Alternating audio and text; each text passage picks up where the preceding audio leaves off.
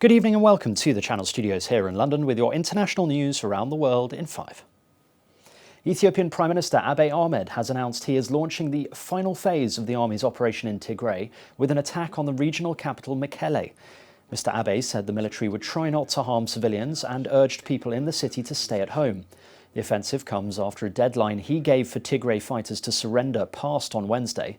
The TPLF party, which controls Mekelle, has vowed to keep fighting. Hundreds of people have reportedly been killed and thousands have been forced from their homes as Ethiopian forces have seized various towns in Tigray from the TPLF. 3 African Union representatives have arrived in the Ethiopian capital Addis Ababa to try and broker talks, but Ethiopia has so far rejected all mediation attempts. The US President Donald Trump has pardoned his former National Security Advisor Michael Flynn, who pleaded guilty to lying to the FBI. The president said in a tweet the widely expected act of clemency was a great honour. Mr. Flynn was convicted during a Justice Department inquiry into alleged Russian interference in the 2016 election. Leading Democrats condemned the pardon. House Speaker Nancy Pelosi called it an act of grave corruption and a brazen abuse of power. The White House said that the pardon would finally end the relentless partisan pursuit of an innocent man. A South Korean court has sentenced the mastermind of one of the country's biggest online sex abuse rings to 40 years in jail. Cho Ju-bin was found guilty of running a group which blackmailed girls into sharing sexual videos that were then posted in pay-to-view chat rooms. The case sparked a national outcry with millions of Koreans signing petitions urging authorities to release Cho's identity and investigate not only the organisers but also participants of the network.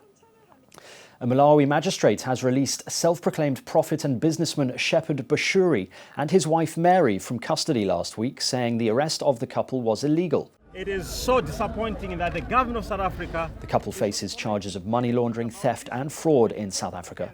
Mr. Bashiri, who is a pastor, has a large social media following and a lifestyle that includes expensive clothes, mansions and sports cars.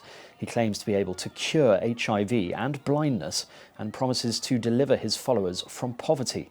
Malawi police arrested Mr. Bashiri after he skipped bail in South Africa and fled to his home country. He has repeatedly said his life is in danger in South Africa and he believes he will not have a fair trial. Violence has erupted in Mexico's capital, with protesters taking to the streets on the International Day for the Elimination of Violence Against Women. Mexican women marched to the government palace and clashed with police officers who were dressed in riot gear and used fire extinguishers to stem the demonstration. Protesters demanded that authorities need to do more to stop femicides in the country. An average of 10 women a day are killed in Mexico. Last year marked a new overall homicide record as victims of femicide increased by 10% in 2019 to over 1,000.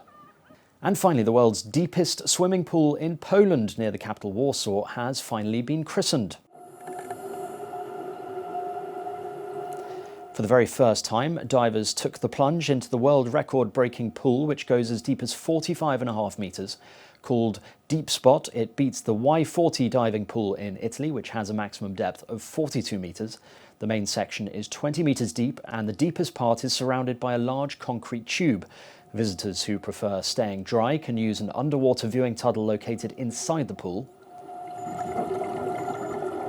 The pool is suitable for divers of all skill levels and contains 8,000 cubic metres of water. That's 27 times that of a normal Olympic-sized swimming pool.